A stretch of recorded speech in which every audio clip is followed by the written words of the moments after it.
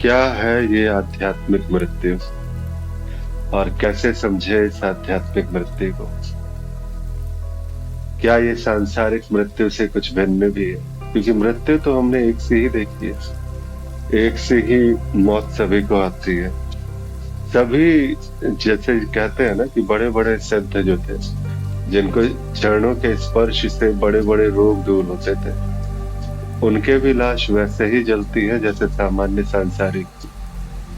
वो भी अगर दफन होते हैं तो उतनी ही जगह घेरते हैं जैसे एक आम सांसारिक व्यक्ति।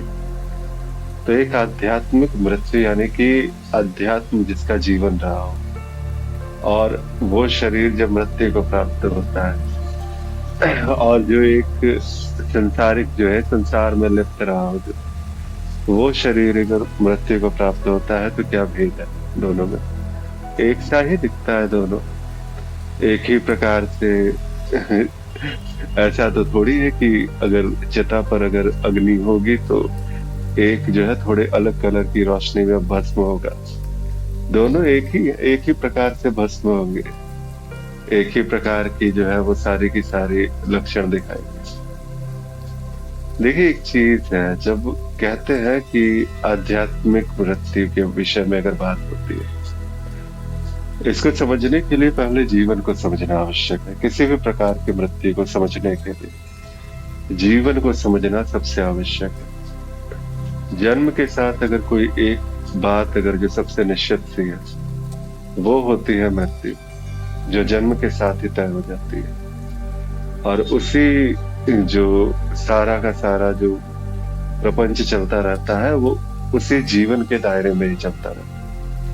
कभी इस जीवन में इतनी लिप्तता रहती है कि हम बस जो है सारा का सारा संसार सत्य, परिवार सत्य और ये घर बार सब कुछ सत्य मान करके यथावत अपना जीवन निर्वाह करते रहते हैं। लेकिन एक क्षण ऐसा आता है, वो झकझोर देने वाला क्षण, कि अब कोई बड़ी सी बीमारी हो गई, कभी कुछ वैसा घटना जो है वो सामने आ गई कि ऐसा लगता है कि अब बिल्कुल घड़ी के कांटे देखते हुए मृत्यु को आता हुआ देखता है। एक सांसारिक व्यक्ति जो है वो सबसे ज्यादा अगर वो उसके जीवन को जो परिवर्तित करने वाला अनुभव होता है, वो एक मृत्यु को देख लेना। बुद्ध ने भी कभी ऐसे ही देखा था मृत्यु को, और जब मृत्यु को देखने के बाद जो व्यथा उत्पन्न हुई, वहीं से वो अध्यात्म की ओर वो मुड़ पाए।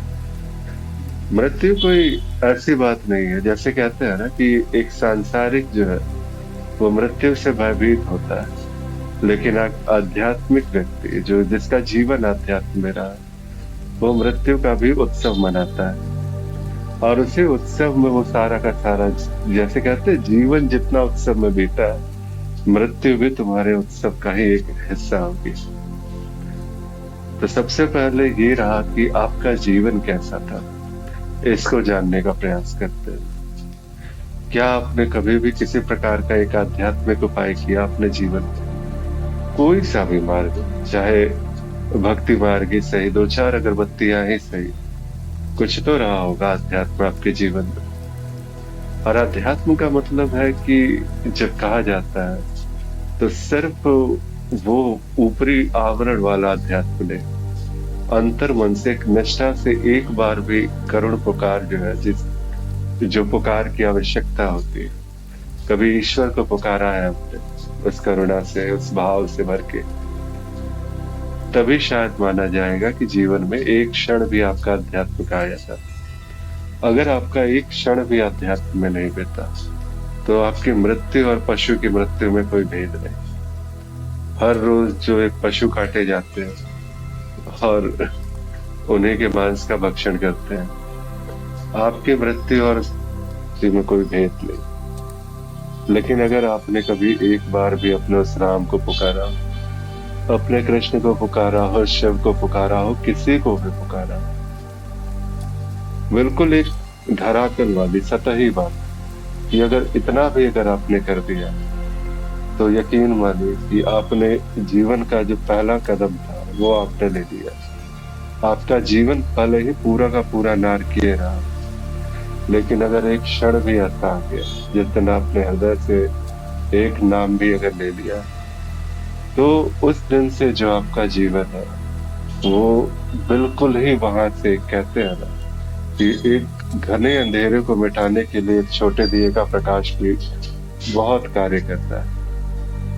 कुछ ऐसा ही आपके जीवन का जो अंधकार था, आपके जीवन की जो कहते हैं ना कि नारकीय जो एक अपने स्वरूप बना के रखा था, वहां पे अगर आध्यात्म का एक दीपक भी जल गया, एक करुण पुकार अपने ईश्वर की, अगर वो आपने वो कर दिया, तो यकीन मानिए कि वो आपके जीवन को वो कब कैसे परिवर्तित करेगा। और सारे के सारे संस्कार जो अब तक की आपकी यात्रा रही, जितने भी अपने आपने अब तक जो पाप वगैरह किए, सब के सब अब भस्म होने शुरू होंगे। तो इसीलिए एक नाम वैसे भी इतने पापों को भस्म कर सकता है जितने तो आप गिन भी नहीं सकते। ये है सिर्फ एक नाम की ताकत। आगे बढ़िए आध्यात्मिक मार्ग में, जिसे कहते हैं। और कभी अगर कृपा हो गई, भी आपको गुरु मिल गए और गुरु का सानिध्य पाकर आप आगे बढ़े मार्ग में, तब तो यकीन मानिए कि कहते हैं ना कि ऊपर वाला जब देता है छप्पर फाड़ के देता है, तो शायद यही वो बरसात थी जिसका आनंद आप इंतजार कर रहे थे। जैसे ही गुरु आपके जीवन में उतरते हैं, बिल्कुल उनकी दामन थाम लीजिए। जो होगा देखा जाएगा, और जो गुरु आज्ञा पे आप अपने जीवन का निर्वाह कीजिए। और यकीन मानिए कि जो अनंत जन्मों में नहीं सुधर सकते थे, वो सिर्फ एक जन्म में जो है आपका काम बन जाएगा। तो इसी प्रकार से निष्ठा पूर्वक आध्यात्मिक मार्ग पे चलिए, अपने जीवन में आध्यात्म लाइए। और जब जीवन में अध्यात्म उतरेगा, तो मृत्यु भी आपके लिए एक उत्सव सी होगी। क्योंकि आध्यात्मिक जीवन जो है वो सामान्य सांसारिक जीवन है। हर क्षण एक उत्सव है, हर क्षण एक बड़ा सा, कहते हैं ना कि वो संकीर्तन का माहौल है। वो हर क्षण आपके जो श्वासें जो आपकी चलती है, वो आनंद से भर जाएंगी। आपका सारा का सारा दृश्य जो है वो पूरा प्रेममय हो चुका होगा। एक आध्यात्मिक जीवन संपूर्ण, कहते हैं कि संपूर्ण होता है, शांति प्रदान करने वाला होता है। ये सारा तो एक अधूरी सी बात है। पूर्ण बात क्या है? पूर्ण ये है कि वो आपके पूरी की पूरी अब तक की जो जन्म जन्मांतर की यात्रा है उसको एक पूर्णता प्रदान कर देता है, एक सामान्य सी आध्यात्मिक चेष्टा। और फिर तो अगर गुरु का आगमन हो गया तो वो तो परम पूर्ण आप उसी क्षण से हो जाता है जिस दिन गुरु आपके शीश पर अपना हाथ रख देता है। और उसके बाद फिर बस आनंद में रहिए, मग्न रहिए। अब यहाँ से फिर बात होती है कि एक स्तरों की बात है कि धीरे धीरे फिर आगे बढ़ते हैं, नाम संकीर्तन वगैरह करते हैं। थोड़ा सा हमने प्रयास किया और करते करते हम आगे बढ़े। अब आगे बढ़ते बढ़ते वो जो परम अवस्था जिसकी बात होती है अक्सर, कि भगवत प्राप्ति, या फिर जो कहते हैं कि बस आपका अपने स्वरूप में स्थित हो जाना, ये सारा का सारा जब घटित होता है तो उसके बाद की बात क्या हो सकती है। देखिए, उसके बाद की बात तो खैर बता ही नहीं जा सकती, लेकिन फिर भी अगर कुछ विवरण देना हो तो कुछ ऐसा सा हो सकता है कि हर क्षण, हर पल, हर वक्त जो है, एक सेकंड की में ही अगर देखा जाए तो अनंत जीवन और अनंत बार मृत्यु। क्योंकि जीवन और मृत्यु दोनों ही एक घटना है। जन्म और मरण जो है वो आप एकमात्र घटना है।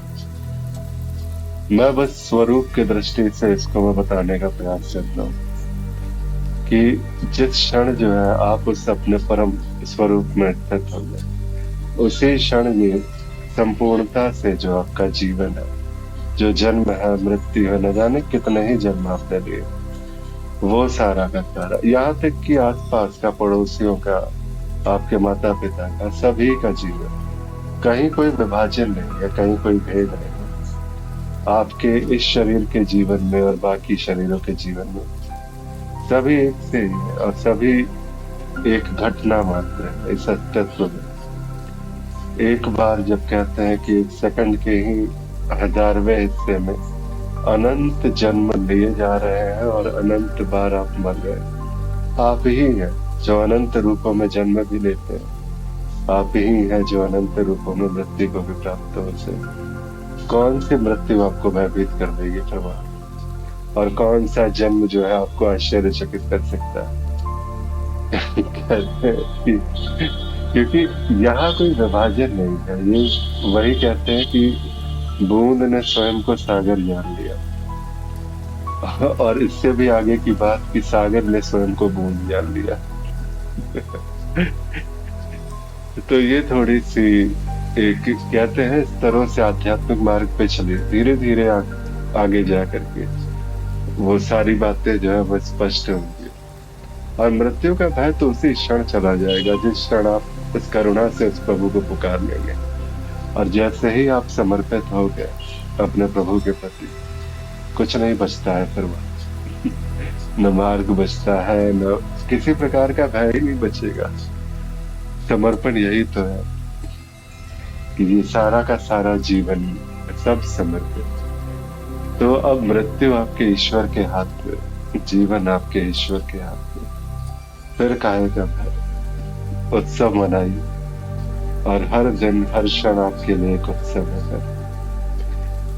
तो जीवन में अध्यात्म लाने का प्रयास कीजिए, उतारने का प्रयास कीजिए, और इस आनंद की धारा में बस बह जाइए। यही है आध्यात्मिक मृत्यु। एक ऐसी मृत्यु जिसके बाद जन्म की कभी संभावना ही नहीं, बस संपूर्णता से समापन इस लीला का। और आगे फिर आप